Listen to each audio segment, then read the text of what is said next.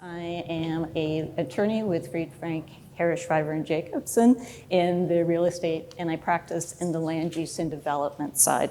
And I am more than thrilled to be here and be joined by these three incredibly impressive women whose public sector roles really are central to establishing, implementing, and overseeing land use development and land use policy in New York City. Pam Fredericks is the Chief Financial Officer of the Battery Park City Authority. Edith Su Chen is the Director of the Manhattan Office of the Department of City Planning in New York City. And Rachel Loeb is the President and CEO of the New York City Economic Development Corporation. Impressive women come with impressive backgrounds and bios, and I could read them. But rather than doing that, what I think I'd like to do is to start and ask each of you to introduce yourselves, talk a little bit about your career trajectory, what your agency does, and what your role is right now and why you're in a role that has chosen the public sector. So Edith, how about starting with you? Sure, thank you. And Melanie, I love that you're the moderator for this panel because you were a real dean when you were in the public sector, and now you're a real dean in the private sector, all things land use. Hi, yes, my name is Edith Su Chen. I'm the director of the Manhattan office at the Department of City Planning. And I think you all may know us as DCP. We are the primary land use agency for the city of New York. And very simply, our mission is to plan for the future of New York City. That's literally our mission statement on our website and on all our documents. And in the city charter. And in the city charter, absolutely.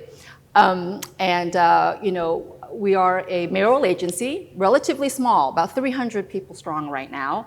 Relatively small, but fierce, very, very potent. We are responsible, we're really key in shaping the physical and socioeconomic framework for the city of New York. In a very gross oversimplification of what we do, a major thing what we do is we look at the zoning for all of the city, for every neighborhood. We look to make sure it's doing the right thing and that it's evolving and that it's allowing for New York City to grow and evolve and to be a great place to live, work, play, and visit. So I started at city planning more than 20 years ago. I'm what you call a lifer, although I'm not quite at the end of my life yet or my career. So we'll see. I think there could be some changes. There have been many junctures where I've thought about leaving the public sector and joining the private sector. But I got to tell you, the work is so rewarding, so challenging. You work at every scale with so many stakeholders across the city. I've worked on, you know, small plazas in East Harlem to Hudson Yards. And having, you know, 20 years now, more than 20 years behind me, I've seen a lot of these projects get implemented, and it's been so, so, so rewarding. I started out as an intern at the Department of City Planning, I worked on a project called POPs, Privately Owned Public Spaces in New York City. So my origin story for real estate, women in real estate and government is exactly where public and private partnerships meet.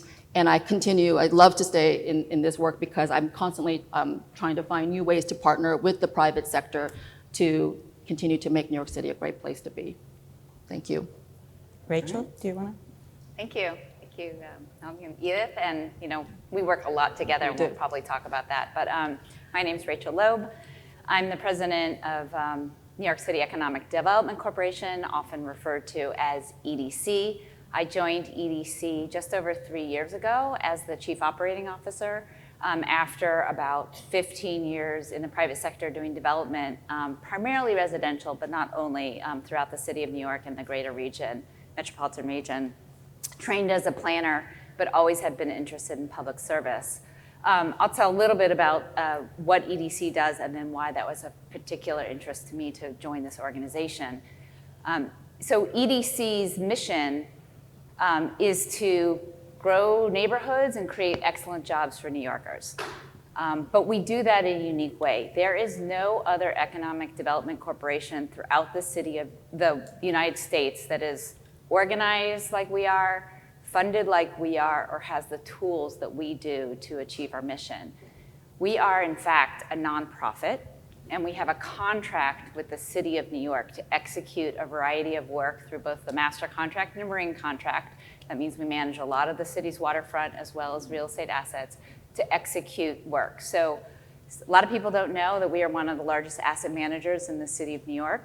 We manage over 66 million square feet on behalf of the city. That ranges from the cruise terminals on the west side of Manhattan and in Brooklyn, to the leases under the airports, to the ground leases under 42nd Street and in downtown Brooklyn, to industrial parks like Brooklyn Army Terminal. So we do everything from ground leases to tiny little 1,500 square foot manufacturing spaces as well as retail markets. So we see all different aspects of the economy, and we can interact with the private sector as well as employers in many different ways.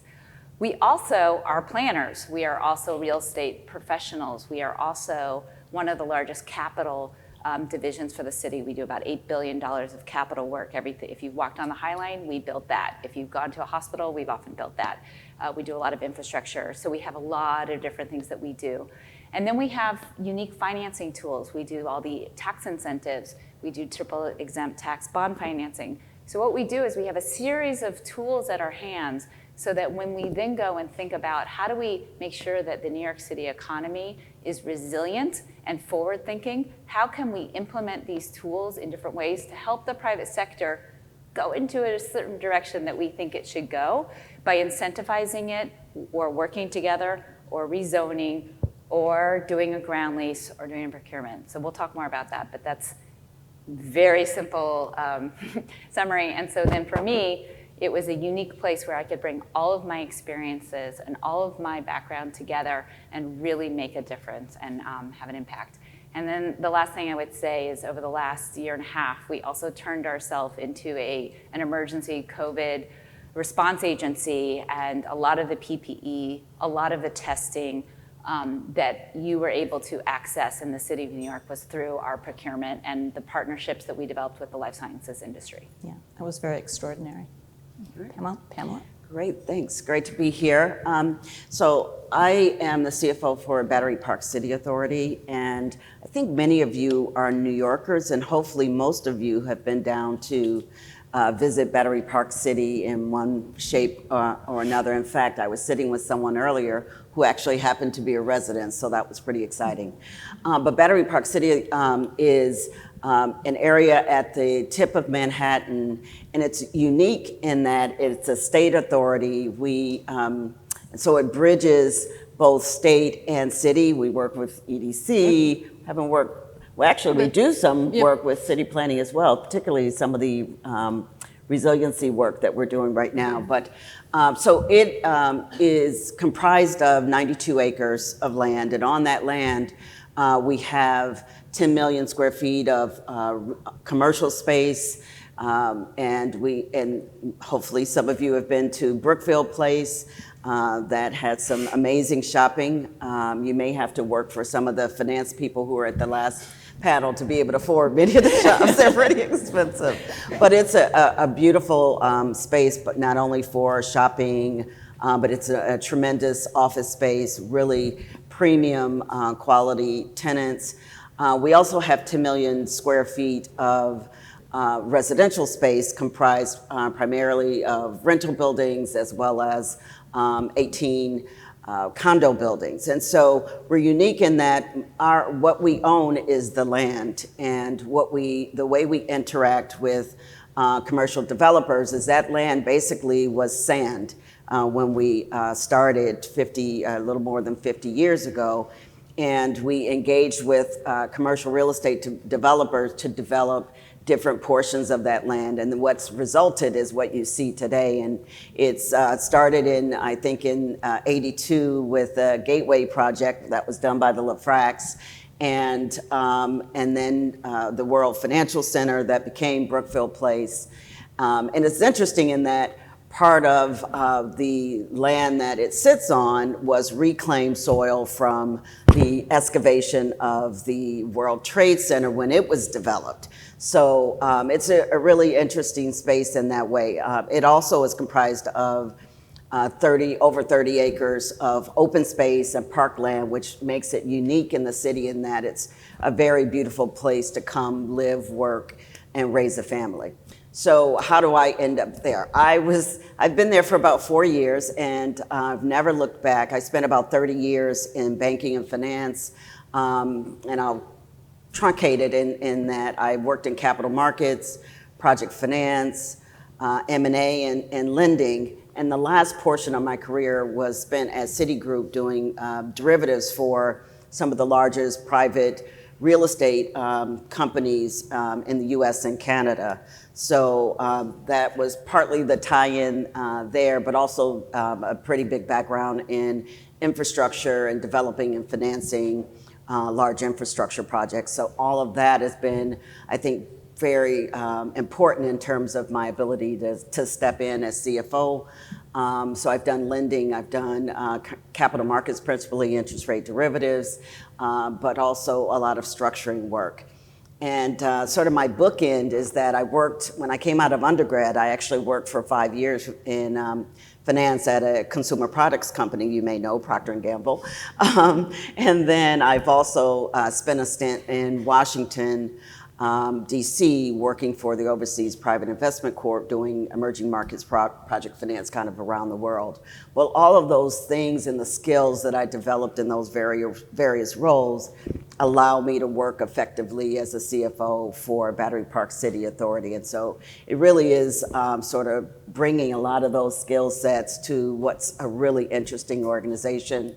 And I'll hand it back to you because that was probably more than you cared to hear. Yeah, that was really interesting. And actually, if we could stay with you, Pam, because one of the things I wanted to talk about, you all have a huge portfolio of projects, and we can pick and choose. But I just wanted to touch on a couple of them that I think all of you have, different projects that you have and underway that are really sort of thinking with an eye to the future of New York City. And so if you could talk a little bit about your resiliency and sustainability efforts at Battery Park, so that'd be great. So I'd say that we're focused on two main things right now, and one of those is sustainability. We issued our sustainability plan and implementation plan last year, as well as updated our green guidelines. But Battery Park has a fairly long history of being very forward thinking in terms of its approach to environmental matters. And so we've sort of renewed that last year, but prior, that renewal is just what is the roadmap to move Battery Park City and our partners forward.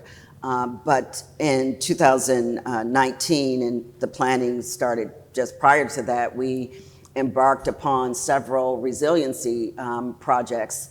And a lot of the studies for this started quite a number of years ago. But with Superstorm Sandy and the storm surge that damaged much of lower Manhattan and also impacted Battery Park City, sort of pushed us forward at a much more rapid pace in terms of planning, developing, designing and developing how do we protect lower Manhattan and in particular Battery Park City from storm surge, incursion, and flooding. And so we have we have four main resiliency projects that are basically going to create a perimeter around Battery Park City. Some of it's active, some of it's passive, some of it will be reactive as major storms approach. And that's going to be done in a series of projects that started with our southern perimeter, and we've started the design work on the west and as well as on the north. And so if you've ever been to Battery Park, you know that it's a waterfront community, quite beautiful. And so we want to keep it that way. And as a result, these projects have moved forward at a fairly rapid pace. It may be one of the first resiliency projects that will get done in the city. One of the things I think I may have mentioned, we're a state authority, but we work very closely as we are located in New York City. And the New York City, we sort of have a tripartite agreement between the state, the city, and the authority on how certain aspects of the authority will be run, one of which is capital projects are actually approved by New York City. Part of that is the funds that flow from Battery Park primarily flow out to the city once we've covered our debt as well as operating costs. And so it's really important in these resiliency projects, as with most of our capital projects, that we work in cooperation with the City of New York, and particularly on resiliency, because we need to know that all of the projects that are being developed are tied very closely and that they will actually work seamlessly. And so that's the goal there. Yeah. And Rachel, you have your own resiliency plan with the wind sustainability, the Wind Vision program? Yeah, well, so as we've come out those last 18 months, what I try to frame the forward-looking thoughts are, is we've learned that we're not going to have economic health if we don't have public health, and we're not going to have economic health if we don't have climate health. And so we can do everything we can defensively to protect the city, but as I look at it, we also want to use this as an offensive way to create jobs of the future. So one initiative that we just announced about 2 weeks ago is our vision plan for New York City to be a leader in the offshore wind industry. So we have to have renewable energy if we're going to protect the environment. So why not lead and create this as a new economic engine for the city of New York? And as we created this opportunity, and I'll explain where it is, we also were constantly asking ourselves, what would you do if you had the ability to build a new economy, a new opportunity from the ground up? How would you make sure from day one that this was something that all New Yorkers could participate in, because we also are always trying to lead with an equity lens.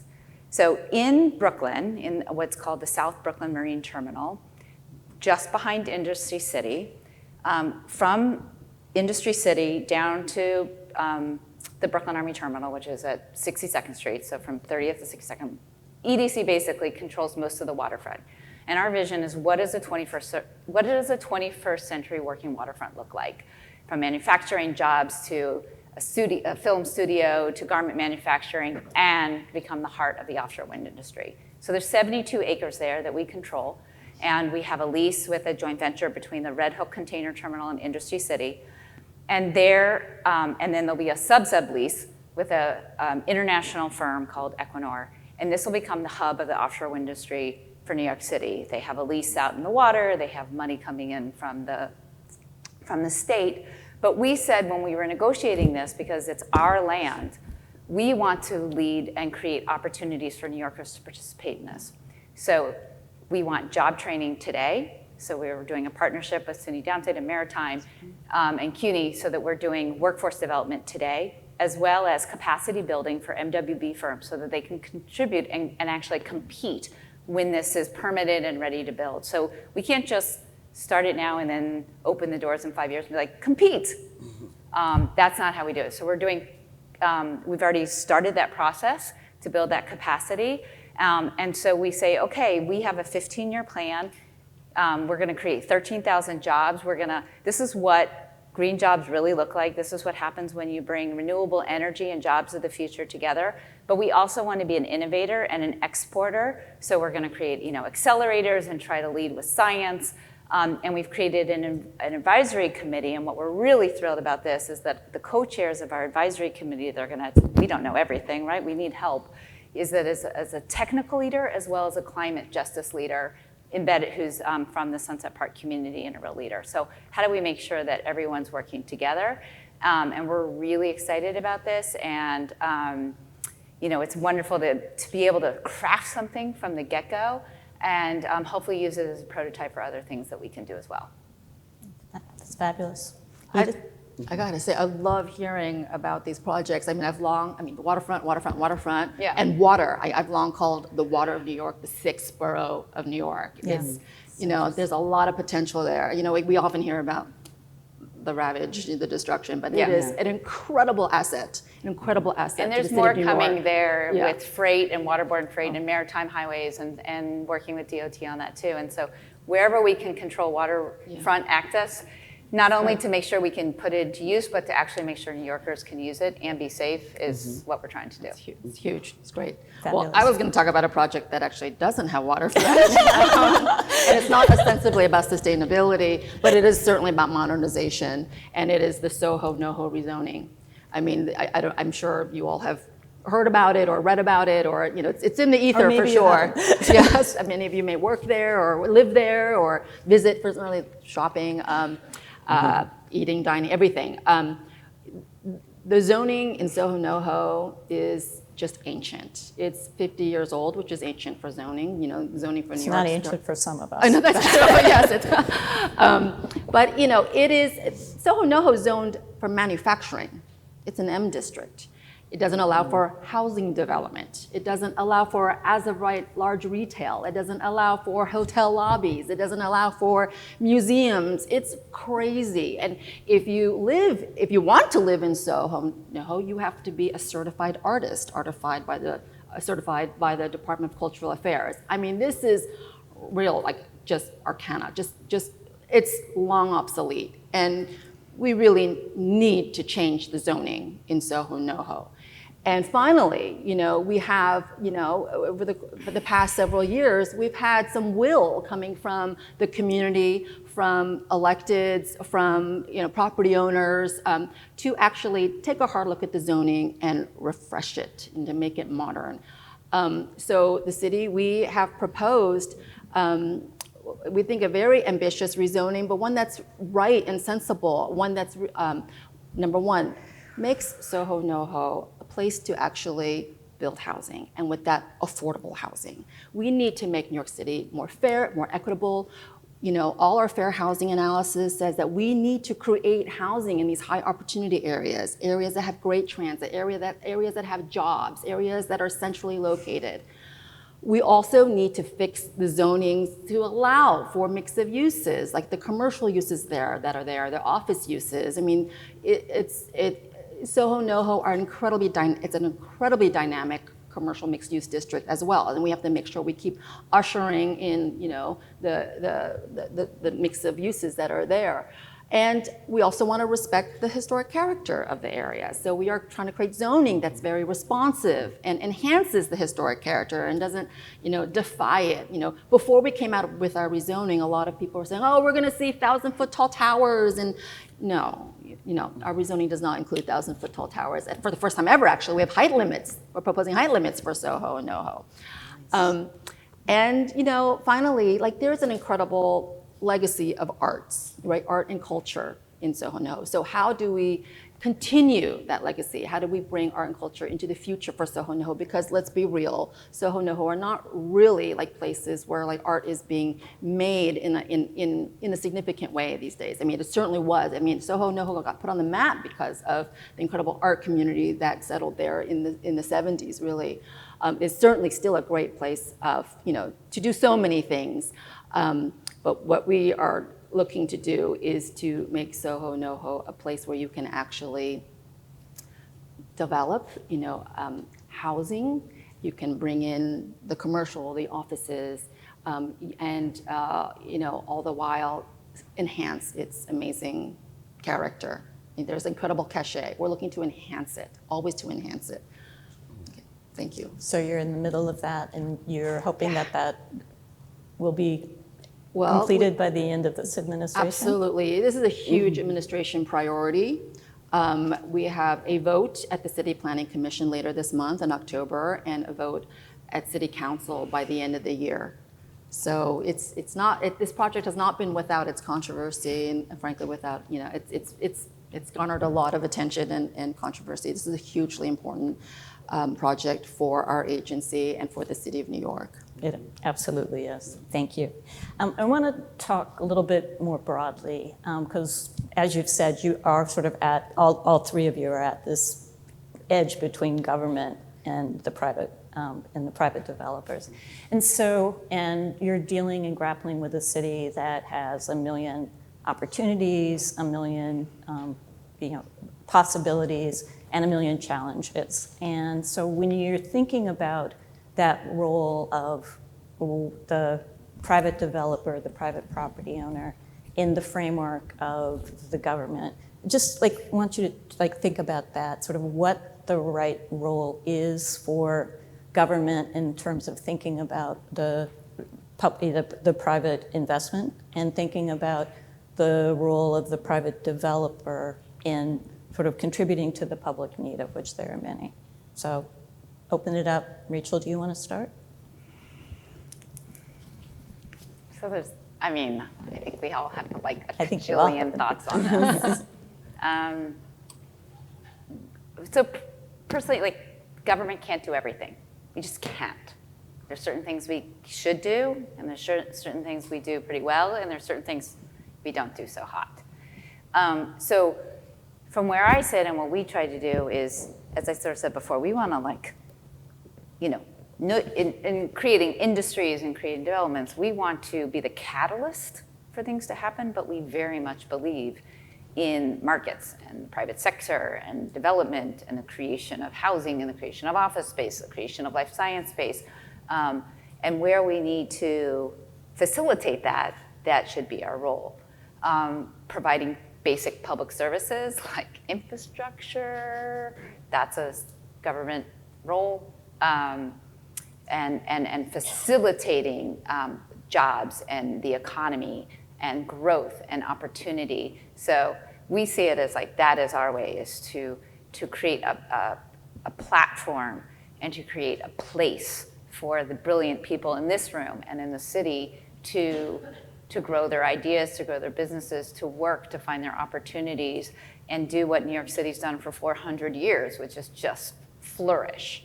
You know, I think it was Lisa, it was right before, it's like, yes, this is the place you should invest your money. I totally agree with her. This is, you should belong in New York City, because it is proven over and over and over again to be resilient and to be forward-thinking. Having said that, sometimes we have to be a check too, right? So, you know, I think what's nice about what we do and what's very clarifying is that when you're in the private sector, right, you're like, what is my motivation and what is driving my answer, and is it return, is it this?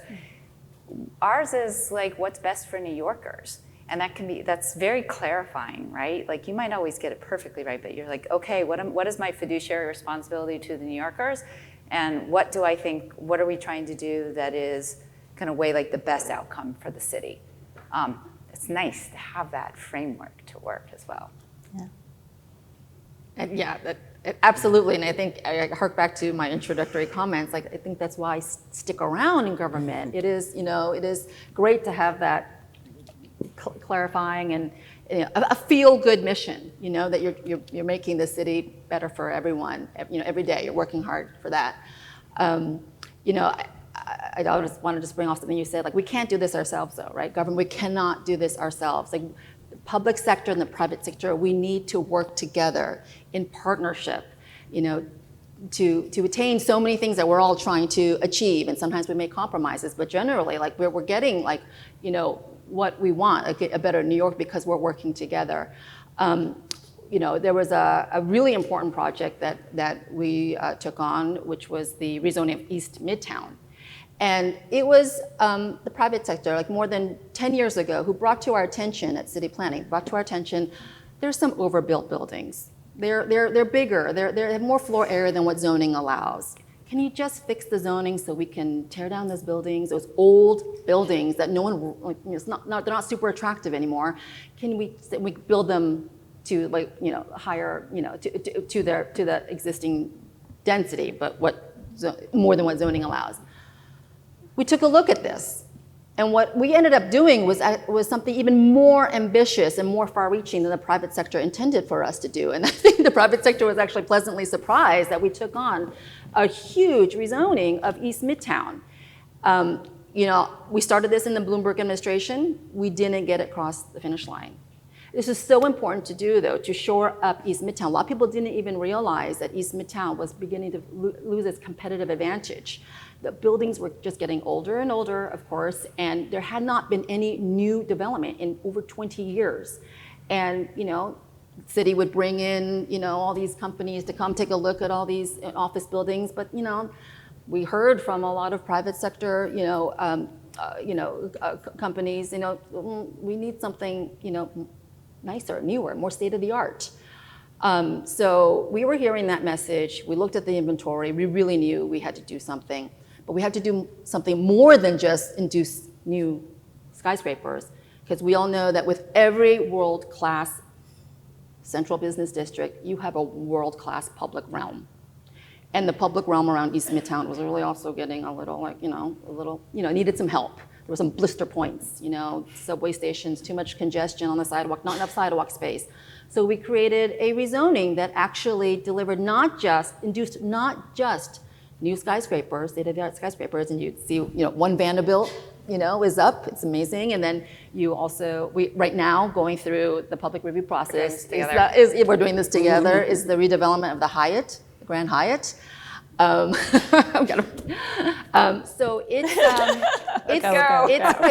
we're working together, we're working together to grow New York City in a way that makes, that makes sense for us, right? I mean, if you don't change, that's when you get stuck and you're gonna get, left behind. So we constantly have to examine our regulations, examine, what's happening in the market, and how do we nudge not just private sector, but also ourselves into the right direction. It's a lot of what we do. And I would say in a program like that, you're looking to the private investment to create that public realm. Mm-hmm. So I just wanted to make that connection, so that there's the opportunity and that development potential that comes with, I think, from your perspective, and maybe all good New Yorkers' perspective, a bit of a responsibility to sort of contribute to the surrounding area. Thank you for underscoring that, because that actually is very much the linchpin of the East Midtown rezoning. We're looking to the private sector to deliver really important public amenities, because guess what? Everyone wants a nicer public realm, including the people who are going to those office buildings. It's not just folks in government offices. Everyone wants a smoother running New York City transit and stations and sidewalks. Yeah. I want to key off of two words that Rachel used. One was catalyst, and the other was to facilitate. And I think that it's important, government serves a very important role as a catalyst for the private sector. We have two focus areas. One I mentioned was the sustainability, and we want to be a catalyst. I think there's some regulation that will also catalyze a lot of commercial real estate buildings, that being local law 97. Some people may cringe at that, but when you're thinking about sustainability and the environment, it's really important. That's a really important bit of legislation that will, I think, be challenging for the city. Yeah, I want to hear about it too, but it'll be very challenging because, greenhouse emissions and the reduction of those in the city is very important in terms of, climate change and global warming, and we're seeing some of the impact of not addressing that, and I think that is certainly one point in the right direction. But while our buildings, we're hoping will comply with that, we want to incentivize and say we'd rather you implement and meet the standard as opposed to use your cost-benefit analysis and decide to face the penalty. Right. The penalty doesn't improve the environment.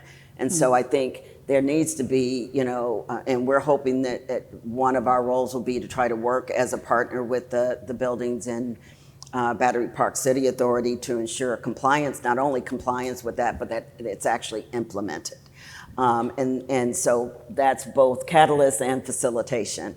The other sort of major strategic focus for the Battery Park City Authority is affordable housing. And it's not going to come. I think it is certainly approaching crisis level in the city, and you'll think Battery Park and affordable housing, it's one of the wealthiest areas in the city, but we do actually have a portfolio of affordable housing. We like to and are focused on trying to not only maintain that, but also to see that expanded. But we also know and understand that from a real estate development perspective, you have to have the right economic incentive. And so that's sort of a back and forth to try to ensure that not only is there the right incentive available to private developers and private owners, but also that we can accomplish the goal of ensuring that the city maintains its stability and offers a stable supply of affordable housing. It's important, and you'll see around the country, there's a lot of cities that this is actually at crisis level where they cannot bring in the right workforce to support the needs of those municipalities, be it services, be it educational, be it frontline workers, because they can't afford to live there and they would have to go too far to make it reasonable to participate in those markets. So I think for us, sustainability and affordable housing are the two main thrusts, and both of those really entail close cooperation with our commercial and private partners. Yeah. So we didn't have enough time, and so we're out of time. But so I want to ask one question, because we're at the start of the end of one administration, start of the next administration. Your two-sentence answer: what advice would you give to the next administration to sort of deal with the challenges of being, again, at this forefront between the public world and development? Edith? I'm happy to start. Since this panel is about government, I do want to say that government is only as capable as who's in government. And keeping the workforce, and used the word workforce earlier, keeping it plentiful and hardworking and talented and skilled and committed. We need that workforce in government. And I think what the past 18 months or more have shown us is that what we're seeing is an insistence in the workforce, in the private sector and public sector, for an evolution of how we work. Not just like the workplace, but also the work day and the work week. And government, has never really been pioneering or trendsetting in the fore of changing with work style changes. But I think we really need to. And I think the private sector is ahead of the public sector in this regard. There's, I think, real thought and action on how to accommodate hybrid work, the hybrid workday, the hybrid workforce. And I hope that government is following really, really quick to make those changes as well. Yeah. Rachel? So without repeating, I can agree that keeping the talent that's in the city is really important, because I know I have 85, we have a countdown clock in our conference room, so I know we have 85 days left. So I don't know if I'll be here because I'm appointed, but I know it would be detrimental to the city of New York if the actual 500 people who do a lot of the work at EDC left. So it is imperative that the city maintain the talent that it has, because there are incredible people in city government. People can complain, but there are incredibly talented people there. The other thing I would say also is figure out a way to streamline things so that we can in the emergency period of COVID, we figured out we can do a lot of things very quickly. Don't lose those lessons that we've learned. There's a balance between oversight and things like that, which is really important, but also, again, through that lens of fiduciary responsibility, people are let people run, let the system go so that we can execute quickly, because time is money.